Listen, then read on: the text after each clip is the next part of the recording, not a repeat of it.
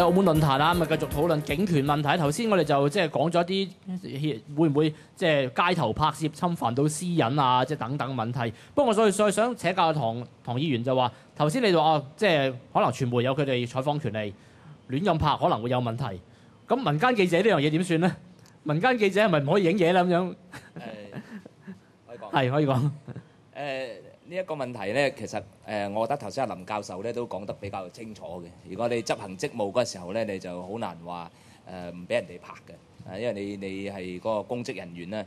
尤其是係呢個警務嗰個人員咧，咁你做緊所有嘅嘢咧，當然都係喺我哋市民嗰個目光之下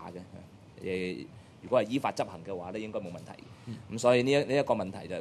係清楚到不得了㗎啦。咁咧，但係有啲更加尤其是而家呢個社會咧，越嚟越多嘅呢個情況咧，就係我可以講一個我試過嘅呢個case 俾大家聽下嘅。我有一次去旅行咧，就咁同埋啲家人咧拎住個相機啊，咁就拍風景嘅啫。咁啊拍咗一陣咧，有個人走埋嚟要打我，佢話：喂，我唔係動物嚟㗎，你做咩當我風景拍啊？我唔係喎，我冇心拍你喎，我拍嗰個像啫。咁變到咧呢度咧有個引發我一次思考嘅就係話，佢可唔可以反對嘅咧？即係話你咁樣而家我哋唔係講緊執行公務嘅問題，而係講緊兩個平常嘅人一個坐喺嗰邊，一個咧就喺度拍，佢亦都唔係有心拍你。咁但係你入一句鏡，佢睇到你，佢可唔可以反對你咧？咁呢一個問題咧我曾經都諗過一輪嘅，但係即係最終都冇話具體咁樣去處理到佢啦。咁呢個咧就係頭先阿林教授講嗰個，就話如果你普通人你影咗我擺咗我上網咁你係有你自己拍咩都得嘅權利啫。但係呢個係我嚟噶嘛，我係個人嚟噶嘛，我唔係個坐標或者係個肖像嚟嘅。咁呢一個問題咧就我覺得而家仲係值得深思嘅。條界喺邊度咧？歐生會唔會有補充？我覺得咧就剛才阿唐議員講嗰個問題咧都係有爭議，即係正如阿林玉鳳剛才講啦，係有爭議嘅。如果涉及到私人嘅話，但係問題而家我哋今日咧，我諗係重點係討論咧，就係話究竟喺警方喺執行職務嘅時候，究竟有冇呢個私隱嘅問題？好清楚，我呢個冇得爭議嘅。嗱，剛才講呢啲問題係有爭議嘅，將來可能要啲法律學者去研究究竟點樣去界定嗰個問題，但係對於一個執法嘅警員嚟講咧，呢個影相係完全冇爭議嘅，而且咧要核實身份係咪記者咧，亦都係講唔過去。嗱，呢個好清楚，因為就算阿李小平嚟到立法會度講話，警員講唔係記者唔準影相，佢都指明係錯嘅。咁即係話咧，其實咧就你係唔係記者都好啦，你都喺公眾地方你有權影相。唔存在話你係記者，我要核實你身份，要查你證件，然後先嘅。因為呢個核實身份呢個行為本身已經係一個，即係有一個界線，就話警示作用係你有界，你核實你嘅身份，你就你可以影相或者你唔可以影相，咁呢個就唔存在嗰個問題咯。咁所以喺我哋嘅角度嚟講，我覺得好重要就係話咧，而家最關鍵就係嗰啲警員本身可能喺個法制觀念上邊存在問題。咁而阿局長已經係講咗呢啲問題存在嘅時候咧，但係似乎咧又冇足夠嘅指引去叫啲警員去清楚呢一樣嘢。我諗呢方面係需要好重要嘅培訓嘅。如果唔係咧，即係長期出現呢咁嘅情況，其實係損害到警隊威信，亦都係損害到咧就係即係同呢個公民社會咯。阿鳳，唔係我呢度補充少少啦。其實如果你講話即係有一種出現咗公民記者啦，咁第一個咧一定要確定一樣，因為公民記者咧而家佢如果未被受僱於某一個嗰個叫做出版單位或者傳媒機構啦，咁的確係唔受到現行出版法保護㗎。因為現行出版法咧就講得好清楚咧，佢係保護喺新聞機構裏面、新聞機構同埋新聞機構裏面任職嘅人。咁我自己會覺得咧，咁呢個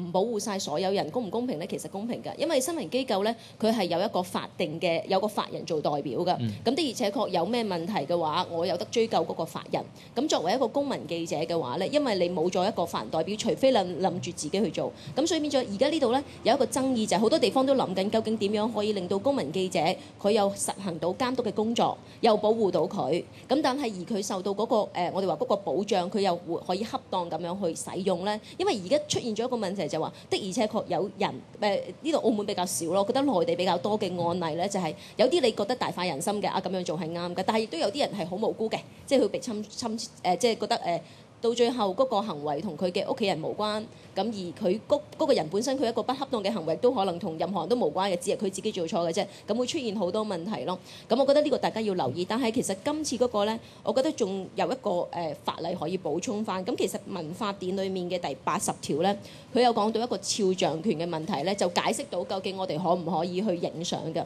咁其實而家嗰個肖像權嘅保護，頭先我講咗啦，如果我影咗你個樣，跟住攞去散佈做商業行為呢，就一定唔得㗎啦。呢個侵犯咗嗰個肖像權。咁另外仲有一個呢，其實佢都講得比較清楚，唔係淨係叫做公眾人員啊，就唔係公務人員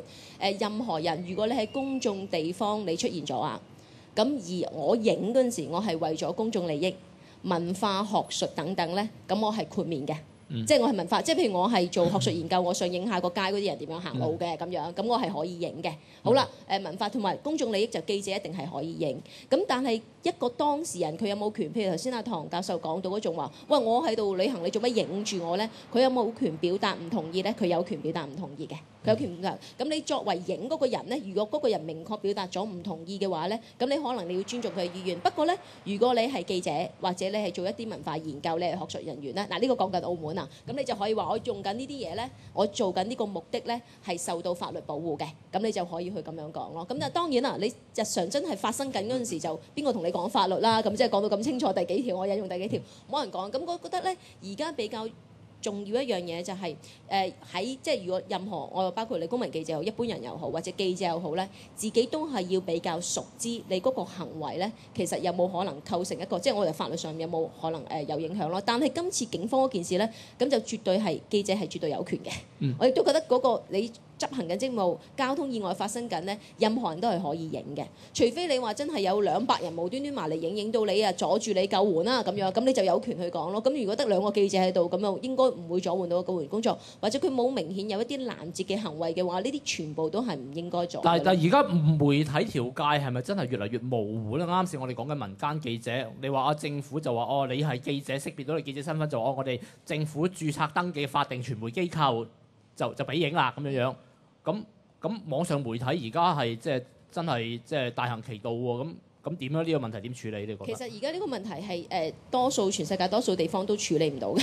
因為基本上譬如講淨係講奧運會嗰個當時講緊一個採訪權啦。咁我記得幾個地方都係咧，大家都會討論究竟 blogger 我哋俾唔俾，即係博客俾唔俾佢去採訪？好啦，網上嗰啲體育網站俾唔俾佢採訪？咁每一次咧，佢哋每一個地方佢哋都有自己嘅一個規定㗎。咁譬如上次北京奧運，佢最後都俾一部分嘅網站去採訪，咁就等於承認咗一個網上媒體嗰個作用。咁至於其他嘅，我哋話以個人方式去運作嗰啲咧，而家的而且確就冇一個法例可以保護到佢哋。咁如果你話要去引用一個即係引用出版法咧，基本上係幫唔到佢哋。但係保護自己比較好嘅方法咧，其實包括呢一個民法典裏面或者刑法典裏都有講過。只要我影咗嗰個人，我唔係影得佢好清楚，而嗰個人咧唔係，如果佢係公眾人物就唔受保護嘅。好啦，佢係公務人員都唔受保護嘅，執行緊職務都唔受保護嘅。但係一般嘅私人，如果我做緊呢一樣嘢，其實冇話特指要佢係邊個，即係我影街 shot 咁樣咧，咁其實呢啲亦都係冇問題咯。咁所以我覺得咧，其實如果嗰個媒介界線模糊咧，我覺得某程度上都係即係而家觸發咗一啲衝突嘅一個苗頭嚟嘅。因為而家大家喺 Facebook 轉貼咗一張相。到最後可能澳門好多人上嘅，咁你一晚之間就好多人睇到，最後可能媒介會跟進去報導，咁呢個就會形成一種壓力，咁亦都會形成一種誤解，就話我覺得而家其實唔係淨係指警員嘅，可能一般人都係啦。而家你喺街度影相，啲人驚咗啲嘅，喂，你係咪等間擺上網㗎咁樣？即係而家呢件事咧係喺即係警員反應其實好正常嘅。我覺得警員嘅反應唔正常。警員嘅反應唔正常，一般人嘅反應正常，但係警員嘅反應唔正常咧係在於乜嘢呢？我覺得而家今次討論緊警權係咪過大呢？要分3個層面。警權實質上係咪過大要睇法律嘅？咁如果睇法律呢，佢哋冇過大嘅，即係我覺得暫時仲係接受到嘅。但係喺管理同埋佢嗰個實際執行上面就出咗問題。管理上面呢，就應該係咪你要因應個社會包括科技傳媒嘅一啲變化，你要及時向佢更新。喂，而家出現咗呢啲 case 嘅喎，你哋其實要留意喎。有咗互聯網，而家多咗啲人，佢可能係公民記者，佢一般人其實佢就算冇互聯網，其實佢呢樣嘢佢會清楚啦咁樣。咁呢個係一個我哋叫管理上面嘅問題。題咯。咁至於你話包括你講緊係唔係個別事件，如果你真係冇再去跟進，你事後你冇同翻嗰啲即係前線警員或者我哋即係喺件事裡面牽涉嗰啲警員，你冇同佢哋講翻清楚嘅話咧，咁其實就唔會係個別事件，佢會繼續發生。咁呢個係一個管理問題。咁如果你話我確認管理上面我都做足咗啦，都依然有呢啲 case 咧，你先至可以話佢係一個個別嘅事件咯。我哋俾少少時間阿蛋有冇回應，有冇補充呢個問題上邊？即係如果頭先提到私隱嗰個問題咧，咁其實我哋記者係有守則嘅，即係如果唔係基於公眾嘅利益咧，即係我哋唔可以即係話入侵人哋嘅私隱嘅，甚或我哋平時做採訪翻到去做即係播出或者係出版嘅時候咧，編輯亦都會守住呢一個界線咯。咁即係我就想講翻就係話，其實記者佢哋亦都係喺佢嘅工作裏邊係尊重私隱嘅。唔係，但係我啱先講到話，即係傳統媒體同埋新媒體之間嗰樣嘢，其實會唔會新媒體出現嘅時候，反而令到你哋喺傳統媒體做嘢嘅時候會多咗俾人干涉啊？即係我識別唔到你身份，而家澳門又冇記者證，反而新媒體出現會令到所謂傳統媒體記者喺做嘢嘅時候多掣肘，會唔會有咁情況？反而即係我覺得我唔覺得係因為呢個原因啊，反而係警方即係可能需要多一啲嘅思考，或者即係提高個認知，就係話其實好多人都可以影你嘅。咁如果佢係喺呢一方面係接受咗嘅，咁其實傳統媒體也好，新媒體也好，當你影嘅時候，你好自然就唔會有一個咁即時或者咁大嘅反應咯。咁我覺得係呢樣嘢係反而要。係歐生都有回應，不過我哋轉頭休息完翻嚟再俾現場嘅嘉賓繼續回應下，轉頭翻嚟再見。